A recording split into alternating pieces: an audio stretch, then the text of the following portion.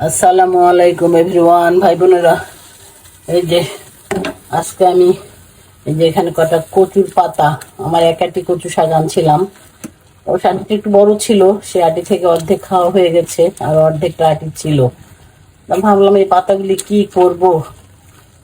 তো শেষ ওই পাতাগুলি দিয়ে এই যে একটা আলু পাতলা পাতলা করে দিয়ে, একটুখানি মুসুর ডাল দিয়ে, তারপর একটা রসুন দিয়ে, কয়েকটা কাঁচা মরিচ দিয়ে, একটু হলুদ লবণ দিয়ে একটু সিদ্ধ করে আমি নিচ্ছি।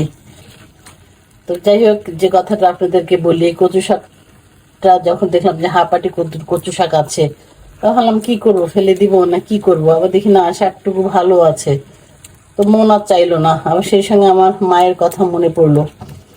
মা বলতো, গল্প করতো যে যুদ্ধের সময় নাকি এত অভাব ছিল, মানে এত অভাব ছিল। তো মা বলে যে অনেক আমাদের বাসার সামনে আবার বিশাল পুকুর ছিল, সে পুকুরে চতুর্দিক দিয়ে এই কচুর গাছ, অনেক কচু শাকের গাছ হতো। মা বলতো যে দূর দূরান্ত থেকে কত মানুষ এসে এসে কোচ ভরে ভরে, মানে শাড়ির আঁচলের মধ্যে করে ভরে ভরে, ওটাকে কোচ বলে আমাদের এখানে। তো বলে যে শাড়ির কোচ ভরে ভরে কচু শাকগুলি কত মহিলারা দূর দূরান্ত গ্রাম থেকে এসে নিয়ে যাইতো। জানতো যে এখানে বিশাল এক পুকুর আছে, তার চতুর্দিকে কচু শাক পাওয়া যায়। এত নাকি অভাব ছিল যুদ্ধের সময়। মা বলতো যে কচু শাককে নিদানের বন্ধু বলে, যার জন্যই কখনোই কচু শাক অবহেলা করি না, কারণ এই কচু শাক খেয়ে অনেকেরই প্রাণ বাঁচছে। যার জন্য এই শাক আমি মানে এখন আর কি এটাই যে রান্না টান্না শুরু করে দিয়েছি।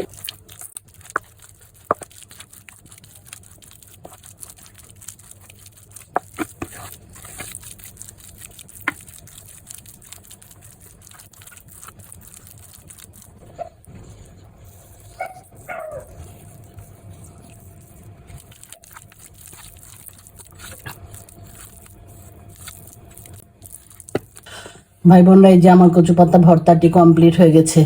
আসলে ভাই বোনরা, ভর্তাটি যে এত স্বাদ হয়েছে, মানে এটা আল্লাহর একটা মানে এত বড় নিয়ামত, এত বড় রহমত। এই কচু শাক সবজিটা যেমনই মানে টেস্টি, তেমনই হেলদি, তেমনই মানে মুখে এত সুস্বাদু, এত রুচিকর, মুখে এত রুচি আনে।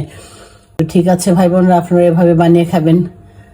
আপনারা অনেক ভালো থাকবেন, সাবস্ক্রাইব এবং ফলো করে আমার পাশে থাকবেন। হাফেজ।